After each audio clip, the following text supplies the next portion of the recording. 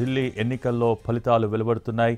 ఢిల్లీ ఫలితాల్లో బీజేపీ దూసుకు వెళ్తోంది. ప్రస్తుతం 46 స్థానాల్లో బీజేపీ అభ్యర్థులు ఆధిక్యంలో కొనసాగుతుండగా ఆప్కి సంబంధించి 24 చోట్ల ఆధిక్యంలో కొనసాగుతున్నారు అభ్యర్థులు. అయితే దేశవ్యాప్తంగా కూడా బీజేపీ కార్యకర్తలు సంబరాలు జరుపుకుంటూ ఉన్నారు. ప్రస్తుతం తెలంగాణ రాష్ట్ర కార్యాలయం వద్ద కూడా బీజేపీ నేతలు సందడి చేస్తూ ఉన్నారు కార్యకర్తలు. ప్రస్తుతం అక్కడ నుంచి మోర్ డీటెయిల్స్ అందించేందుకు మా ప్రతినిధి మహేష్ లైవ్లో సిద్ధంగా ఉన్నారు. మహేష్, ప్రస్తుతం బీజేపీ కార్యాలయం దగ్గర కార్యకర్తల సందడి ఏ విధంగా ఉంది? భోగి ఏదైతే ఢిల్లీలో బీజేపీ 27 సంవత్సరాల తర్వాత గెలిచినటువంటి నేపథ్యంలో ఈ తెలంగాణ బీజేపీ నేతల్లో కూడా హర్షం వ్యక్తమవుతుంది. ఏదైతే బీజేపీకి సంబంధించినటువంటి ఎమ్మెల్సీ ఎన్నికలపైన, తెలంగాణ జరుగుతున్నటువంటి ఎమ్మెల్సీ ఎన్నికలపైన బీజేపీకి సంబంధించినటువంటి ముఖ్య నేతలందరూ కూడా ఒక హోటల్లో సమావేశమయ్యారు. ఈ సమావేశంలో కూడా బీజేపీ ఏదైతే ఢిల్లీలో గెలిచినటువంటి నేపథ్యంలో దానిపైన చర్చ కూడా జరిగింది. ఇక ఢిల్లీలో గెలిచాం, అదే ఊపితో ఇక ఉన్నటువంటి ఎమ్మెల్సీ ఎన్నికల్లో కూడా గెలవాలి అనేటువంటి ఒక ఆశాభావాన్ని కూడా వ్యక్తం చేయనటువంటి నేపథ్యం. కిషన్ రెడ్డి గారు కూడా ఈ సమావేశంలో మాట్లాడారు. పార్టీకి సంబంధించినటువంటి ఏదైతే ఎమ్మెల్సీ ఎన్నికలు ఉన్నాయో అభ్యర్థుల గెలుపు కొరకి గెలిచేందుకు కొరకు ముందుకు వెళ్ళాలని చెప్పేసి, ఏదైతే ఢిల్లీలో గెలిచినటువంటి స్ఫూర్తితో ముందుకు వెళ్ళాలని చెప్పేసి కూడా చెప్పినటువంటి నేపథ్యం. అదేవిధంగా ఇక్కడ బీజేపీ సంబంధించినటువంటి నేతలు కూడా మాట్లాడారు. బండి సంజయ్ మాట్లాడారు, రఘునందన్ రావు మాట్లాడారు. ఢిల్లీకి సంబంధించినటువంటి ఫలితాలపైన ఆమ్ ఆద్మీ పార్టీ ఏదైతే మోసపూరితమైనటువంటి హామీలు ఇచ్చారో ఆ హామీలను ఈరోజు ఢిల్లీ ప్రజలు కరెక్ట్ బుద్ధి చెప్పారని చెప్పేసేటువంటి విషయంని వాళ్ళు ప్రస్తావించినటువంటి నేపథ్యం. ఈరోజు ఢిల్లీలో ఆమ్ ఆద్మీ పార్టీ తూర్చుకుపోయింది అని చెప్పేసి కూడా వాళ్ళు మాట్లాడడం జరిగింది. అదేవిధంగా కాంగ్రెస్ పార్టీ కూడా వచ్చినటువంటి సీట్లు కేవలం 0 కాబట్టి ఆ పార్టీ గాడిద గుడ్డు గురించి ప్రతిసారి కూడా ప్రస్తావిస్తున్నటువంటి నేపథ్యంలో ఎప్పుడు కూడా ఈసారి ఆ పార్టీ కూడా గాడిద గుడ్డు వచ్చిందని చెప్పేసి కూడా మాట్లాడినటువంటి నేపథ్యం. మనతో మాట్లాడేందుకు కొరకి రఘునందన్ రావు గారు ఉన్నారు. వారితో మాట్లాడించేటువంటి ప్రయత్నం చేద్దాం. ఏదైతే రఘునందన్ రావు ఇప్పటి వరకు మహిళతో మాట్లాడుతూ కూడా ఆయన ఏదైతే ఢిల్లీలో జరిగినటువంటి ఎన్నికలు కావచ్చు, అక్కడ వచ్చినటువంటి ఫలితాలు కావచ్చు, అవే ఫలితాలు తెలంగాణలో కూడా వస్తాయన్నటువంటి విషయాన్ని చెప్పినటువంటి నేపథ్యం. మనతో రఘునందన్ రావు గారు ఉన్నారు, వారిని అడిగి తెలుసు. సార్ చెప్పండి, 27 సంవత్సరాల తర్వాత ఢిల్లీలో ఈరోజు బీజేపీ అధికారంలోకి వస్తున్నటువంటి నేపథ్యం. సో చాలా సంతోషంగా ఉంది. దాదాపు 3 దశాబ్దాలుగా పార్టీ కోసం కష్టపడి అనేక అవస్థలను ఎదుర్కొన్నటువంటి కార్యకర్తలందరూ కూడా సమిష్టిగా ఈసారి గెలవాలి, నవ్వార్ నెవర్ అనే రీతి లోపల జరిపినటువంటి పోరాటానికి ఫలితం నరేంద్ర మోడీ గారి వ్యూహానికి ఈ ఎన్నికలు ఒక నిదర్శనంగా భావిస్తూ ఉన్నాం.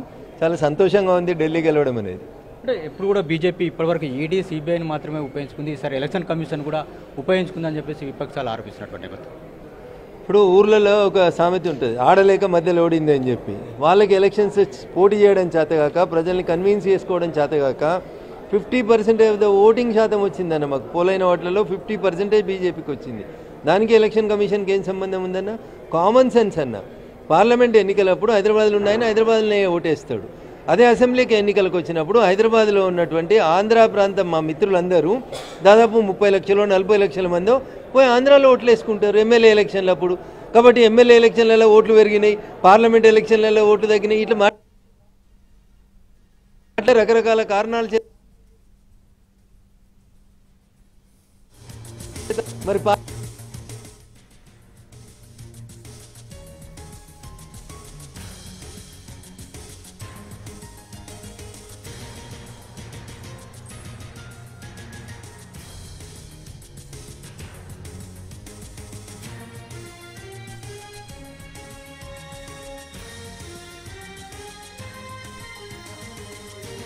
మనం ఇట్లా కొట్లాడుకుంటుంటే వాళ్ళు అట్లా గెలుచుకుంటూ పోతుంటారు అని రామాయణాన్ని ట్వీట్ చేసిండు. అరే వీళ్ళు అంటారు కదా, ఈడ నీ గెలవాలని లేదు కదా, ఈడ రేపు మేము గెలుస్తున్నాం 3 ఎమ్మెల్సీలు, ఈడ 3 ఎమ్మెల్సీలు మేము గెలుస్తున్నాం. ఈడ మరి టీఆర్ఎస్ మమ్మల్ని గెలిపించినట్ట? నీ క్యాండిడేట్నే పెట్టుకునే దిక్కులేక నువ్వు మా మీద ఎందుకు పడేస్తావు? నీ పని నువ్వు చేసుకో. నీకు చేతనైతే క్యాండిడేట్లను పెట్టు. నువ్వు క్యాండిడేట్లను పెట్టినా పెట్టకున్నా ఈ 3 ఎమ్మెల్సీలు మేము గెలుస్తున్నాం.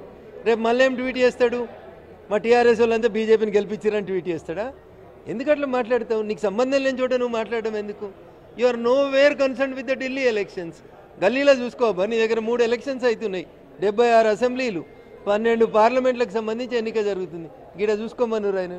ఢిల్లీలో కాంగ్రెస్ ఓట్లు చీల్చడం మూలనే ఈరోజు బీజేపీ గెలుస్తుందని చెప్పేసి కూడా ప్రచారం చేస్తున్నారు అన్న. నేను అదే చెప్పిన, ఆడలేక మధ్య ఏది పడితే అది మాట్లాడతారన్న.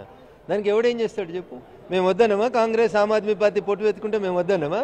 మేమేమైనా వాళ్ళిద్దరి మధ్యలో కొట్లాట పెట్టినామా? నీ సంసారం నీకు చేసుకునే తెలివి లేక, మేము గెలిస్తే మా గెలుపుని అభినందించే కనీస ధర్మం లేక ఎట్లా మాట్లాడతారు మీరు ఇట్లా? మేము వద్దని మహారాష్ట్రలో మహాగఠబంధన్ పెట్టుకురు, ఇద్దరు కాదు ముగ్గురు నలుగురు ఐదుగురు కలిసి పెట్టుకురు. ఏమైందన్న?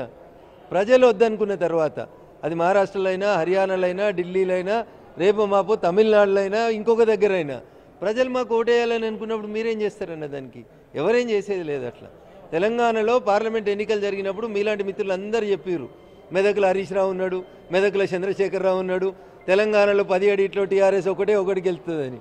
కానీ మా మెదకోళ్ళు అనుకున్నారు వీళ్ళని బండే కొట్టాలనుకుని నాకు ఓటేసారు. ఆపినవా నన్ను? నువ్వు మరి ఈడెవరు గెలిపించిరా? నన్ను కేటీఆర్ గెలిపించిండా? టీఆర్ఎస్ వాళ్ళంతా నాకు ఓట్లేసి గెలిపించిరా? కాబట్టి పార్టీకి ఓటర్లు ఉండరన్న. పార్టీకి ఉండే ఓటర్లు నాట్ ఈవెన్ 10%. మిగతాదంతా ప్రజలు ఆ పార్టీ మేలు చేస్తుందని భావించినప్పుడు ఆ పార్టీకి అధికారం ఇస్తారు. అంతేగాని ప్రజలు ఇటుకెళ్ళి అటు షిఫ్ట్ అయ్యారు, అటుకెళ్ళి ఇటు షిఫ్ట్ అయ్యారు. ఇవి టీవీ ఛానళ్ళలో కూర్చొని ఏసీలలో మాట్లాడేటోళ్ళకి మంచిగా ఉంటాయన్న లెక్కలు. 2+2 4 అవుతుంది, 2 × 2 కూడా 4 అవుతుంది అని ఎప్పుడు అట్లా లెక్కేసినా అట్లా లెక్క కుదరదన్న. ఢిల్లీలో కాంగ్రెస్ నేతలు, తెలంగాణ కాంగ్రెస్ నేతలు కూడా ప్రచారం చేశారు. సీఎం కూడా వెళ్ళి ప్రచారం చేసినటువంటి నేపథ్యం. ఇక్కడ ఏవైతే గ్యారంటీలను అమలు చేస్తున్నామో ఈ గ్యారంటీలను ఢిల్లీలో కూడా అమలు చేస్తామని చెప్పినటువంటి పరిస్థితి అయినా కూడా కాంగ్రెస్ వైపు ప్రజలు మొగ్గు చూపినట్టు కనిపిస్తుంది. ఎందుకంటే ఇక్కడ అమలు అయితలేవు కాబట్టి. ఇక్కడ వాళ్ళు అమలు చేస్తామని చెప్పినటువంటి పథకాలను ఇక్కడ అమలు చేస్తలేరు కాబట్టి. మహారాష్ట్రలో ఈయన పోయి ప్రచారం చేస్తే గదే రిజల్ట్ వచ్చింది. ఢిల్లీలో ఇంకొంచెం ఆయన ఇష్టమైన పదం కదా, పెద్దది గాడిద గుడ్డు వచ్చింది, గాడిద గుడ్డు వచ్చిందని. అదే గాడిద గుడ్డుని ఢిల్లీ ప్రజలు తెలంగాణ ముఖ్యమంత్రి గారికి ఇచ్చారు. తెలంగాణలో కూడా అంటే 27 సంవత్సరాల తర్వాత ఢిల్లీలో బీజేపీ అధికారంలోకి వచ్చింది. కానీ తెలంగాణలో మాత్రం బీజేపీ అధికారంలోకి వస్తుందని చెప్పేసి మీరు అనుకుంటున్నారా? అంటే గతంలో వస్తుందని చెప్పేసి ప్రచారం జరుగుతుంది తప్ప బీజేపీ మాత్రం ఈ తెలంగాణలో అధికారంలోకి వచ్చేటువంటి పరిస్థితి అయితే కనిపిస్తుంది. ఇప్పుడు జరగబోతున్నటువంటి 3 ఒక గ్రాడ్యుయేట్ అండ్ టీచర్స్ ఎమ్మెల్సీలు గెలిచిన తర్వాత మీలాంటి వాళ్ళందరూ చెప్తారు తెలంగాణలో కూడా బీజేపీ అధికారంలోకి వస్తుంది తప్పకుండా. ఎన్నికలు ఎప్పుడు వచ్చినా ఇక్కడ అధికారంలోకి వచ్చేది భారతీయ జనతా పార్టీ. ఢిల్లీ ఎన్నికల ఫలితాలు తెలంగాణ ఎమ్మెల్సీ ఎన్నికలపైన పడేటువంటి అవకాశం ఉందని చెప్పేసి మీరు అనుకుంటున్నారు? ఉంటుంది కదా, నాకు వైట్ న్యాచర్గా చదువుకున్న వాళ్ళు, మధ్యతరగతి కుటుంబాలు, ఇన్కమ్ ట్యాక్స్ వేవ్ ఆఫ్ అయిన వాళ్ళు, ఇట్లాంటి వాళ్ళందరూ కూడా ఖచ్చితంగా మా వైపే మొగ్గు చూపుతారు. దానివల్ల ఎన్నికల ఫలితాల లోపల మార్పు వస్తుంది. ఇదే రఘునందన్ రావు చెప్తున్నది. ఏదైతే ఢిల్లీ యొక్క ఎన్నికల ఫలితాలు ఉన్నాయో ఆ ఫలితాలు ఆ తెలంగాణ ఎమ్మెల్సీ ఎన్నికలపైన కూడా పడుతుందని చెప్పేసి వారు అంటున్నారు. ఏదైతే కాంగ్రెస్ కానీ బీఆర్ఎస్ కానీ వాళ్ళు ఏదైతే నేతలు ఆడలేక మధ్యలో ఓడినట్టుగా మాట్లాడుతున్నారని చెప్పేసి వారు ఆరోపిస్తున్నారు.